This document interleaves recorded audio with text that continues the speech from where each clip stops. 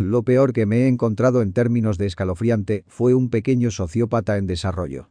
Tenía ya un historial, fuego, animales, sexo y aparentemente tenía altos rasgos de Q. Tenía unos 11 años. Psicólogos de Reddit. ¿Cuáles son algunas de las condiciones mentales más escalofriantes que os habéis encontrado? Trastorno de apego reactivo. Trabajé en un grupo de hogares para niños con este trastorno y era espeluznante, por así decirlo, antes de entenderlo completamente. Los niños que han sufrido graves abusos y maltratos en sus primeros años de vida a menudo ven destruida su capacidad de formar vínculos sanos con sus cuidadores o con cualquier persona. Algunos se aferraban a mí, me llamaban mamá y me rogaban que los llevara a casa conmigo 30 segundos después de haberlos conocido. Otros se negaban a hablar con nadie, se hacían daño a sí mismos y a los demás, provocaban incendios y protestaban a cualquier hora. A veces mejoraban lo suficiente como para ser enviados a hogares de acogida, para luego volver a empeorar allí una vez que se les colocaba en un entorno familiar no estructurado. Es extremadamente trágico porque básicamente no hay ninguna esperanza de cura y tendrán el trastorno el resto de sus vidas. Mi favorito es la fuga disociativa. Es increíblemente rara. Esencialmente lo que sucede es que un día tu mente se queda en blanco y te mudas. Una vez que llegas a un lugar nuevo, empiezas a construir una nueva vida. Nuevo nombre y todo. Si te preguntan por tu antigua vida, te enfadas mucho o lo ignoras, y cuando te pregunta alguien cercano de tu nueva vida, no tienes nada que decir. Al final, después de meses o años, tu mente se vuelve a romper y vuelves a casa para revivir tu vida original sin saber qué ha pasado. Suele producirse por un traumatismo estresante.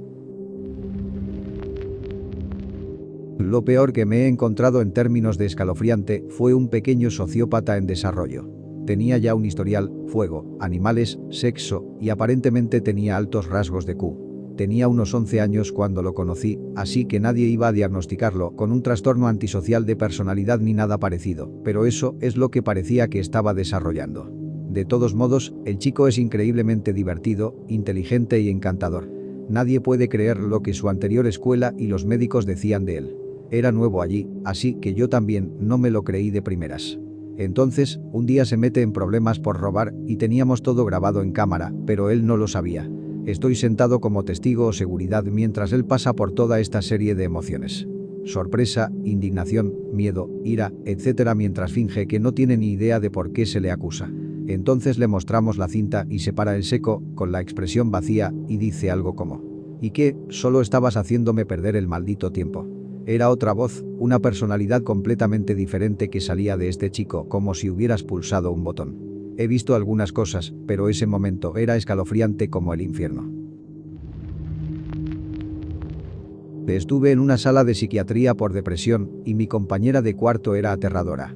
Era esquizofrénica, estaba deprimida y probablemente simplemente era rara. Se golpeaba en la cara constantemente mientras susurraba a las voces de su cabeza. También solía sentarse en el suelo de la sala multiusos, televisión, juegos, nevera, etc., y se masturbaba, como por un largo rato. Pero nunca dejaba de susurrarse a sí misma mientras lo hacía.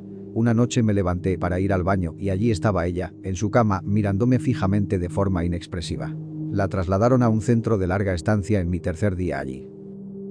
Otro usuario dice: tuve una experiencia similar con mi compañero de cuarto. Era un tío grande, muy agradable y con buenos modales. Nos contaba a nosotros y a los médicos durante la terapia de grupo cómo su madre no se preocupaba por él. Contaba historias tristes, como hacía mucha gente allí, y era triste, pero no inusual. Entonces, un día, uno de los médicos mencionó algo sobre cierta medicación que le estaban dando y reconocí que era un antipsicótico. Resultó que era un esquizofrénico paranoide y me aterrorizó cuando até los cabos. Y entonces escuché a su madre sollozando al salir de una visita y a su padre intentando consolarla y tranquilizarla diciéndole que no sabe lo que dice y que no es su culpa. El insomnio familiar fatal es bastante aterrador. De repente, empiezas a no poder conciliar el sueño y estás fuera en un plazo de 7 a 36 meses. Poco a poco vas perdiendo la capacidad de dormir, junto con una serie de otros síntomas a lo largo del tiempo, hasta que finalmente, al final de la última etapa, no habrás dormido en mucho tiempo, habrás tenido alucinaciones, sufrirás de demencia y finalmente morirás. Solo 40 familias, unas 100 personas, padecen de este trastorno. Además, si lo tienes, hay muchas posibilidades de que tus hijos lo hereden, lo que hace que el trastorno se transmita cada vez más. Terrible. No soy un profesional, pero una amiga mía sufre el delirio de Capgras. Nos distanciamos hace unos años y no hemos estado muy en contacto. Sabía que había pasado por algunos momentos estresantes. Tuve un par de llamadas telefónicas con ella en las que se mostraba preocupada porque su ordenador había sido hackeado, pero parecía estar cuerda. Entonces, un día me llamó y me dijo que su marido había sido suplantado por un impostor. Quería que volara a visitarla para que pudiera verlo con mis propios ojos y le confirmara que no era realmente él. El hablar con ella es a la vez fascinante, desconcertante y desgarrador al mismo tiempo. Lo peor es que, aunque claramente no tiene razón en sus creencias, es bastante persistente en ellas y son totalmente reales en su mente. Imagina lo terriblemente aterrorizado que estarías todo el tiempo si estuvieras seguro de que la persona más importante de tu vida es suplantado por un extraño con unas motivaciones oscuras. Imagina irte a la cama cada noche junto a alguien que crees que va a por ti. Imagina que te pasaras todo el día intentando encontrar a tu marido desesperadamente porque debe estar por ahí, no. De estudiante de psicología aquí. Mucha gente conoce el síndrome del miembro fantasma, en el que alguien sigue sintiendo como si su miembro siguiera ahí después de haber sido amputado, a menudo con mucho dolor. Otro síndrome interesante que no conoce mucha gente y que es prácticamente lo contrario es el trastorno de identidad de la integridad corporal. Consiste en que una persona tiene sentimientos muy fuertes de que uno o más de sus miembros no le pertenecen, a pesar de ser completamente funcionales, y a menudo tienen muchas ganas de amputárselos. Por las descripciones que hacen, parece que es realmente muy doloroso desde el punto de vista psicológico, a veces hasta el punto de que se autoamputan porque ningún médico está dispuesto a amputar un miembro sano. Psicólogo aquí, trabajo específicamente con niños con trastornos degenerativos o trastornos del desarrollo. En mis días he visto algunas cosas. No hay nada más espeluznante que algo llamado síndrome de la marioneta feliz, también conocido como síndrome de Angelman. Es una enfermedad que se encuentra más comúnmente en los niños, donde siempre tienen una expresión feliz, incluso cuando están heridos o tristes. Y para rematar, sus habilidades motoras se ven afectadas de tal manera que sus extremidades se mueven como si estuvieran atadas, iguales que los hilos de una marioneta. Fui profesora de preescolar mientras estaba en la universidad. Un año, una de mis alumnas era una niña de 5 años que acudía a mi clase extraescolar y que se matriculó a mitad de semestre después de haber sido llevada a un centro de acogida. Se descubrió que su padre llevaba mujeres a casa y las violaba delante de ella. El bastardo la ataba al poste de la cama y utilizaba cinta adhesiva para mantenerle la cabeza levantada para obligarla a mirar. Lo hizo tantas veces en el transcurso de 2 años que se le formó una calva en la nuca. Cuando vino a mi clase por primera vez, se acercó a mí y me saludó.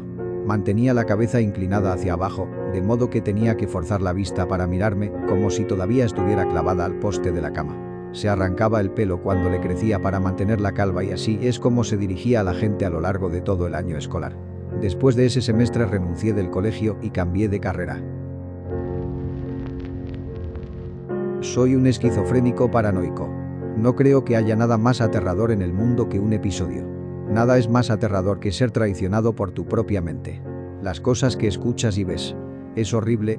Alguien pregunta, ¿podrías explicar cómo es un episodio para ti? Si no te importa, claro. Mi peor episodio ocurrió cuando estaba en un Walmart. Monté una gran escena y me tuvieron que llevar en ambulancia y todo. Me encontraba comprando algo para la cena cuando de repente todos los que vi a mi alrededor se giraron a mirarme. Se reunieron dando vueltas a mi alrededor, no pude atravesarlos. Me decían que me suicidara. Recuerdo que después de eso me desperté en un hospital. Mi madre me dice que caí al suelo y empecé a gritar y a arañarme en mis muñecas. Siempre recordaré mis primeros episodios porque son lo suficientemente inquietantes como para que se me queden grabados hasta el día de hoy. Tenía 12 o 13 años y estaba tumbado en la cama intentando dormir, pero estaba incómodo y no conseguía dormirme. Mientras estoy tumbado, una sombra se mueve a través de mi visión, instintivamente me giro para mirarla. La figura oscura se acerca y se sienta al lado de mi cama, afortunadamente a esta edad no veía caras. Era una mujer completamente de negro, se sentó y me observó durante toda la noche, todo el tiempo susurrándome cosas como: te odian, nadie te quiere, mátalos, los cuchillos de la cocina, la pistola de papá, acaba con esto, no puedes huir, te encontraré. Algo me dice que debería haber gritado llamando a mi madre o a mi padre para pedir ayuda, pero no pude. Creí lo que me decía, pero no hice lo que me decía. Con el tiempo, me he dado cuenta que tengo desencadenantes para los episodios. Para mí los sótanos son la raíz del mal en mi cabeza. Las alucinaciones más comunes son las de una niña que me arrastra a un agujero en el suelo por la fuerza. Cuando vuelvo a subir, siempre me entran ganas de acabarlo todo.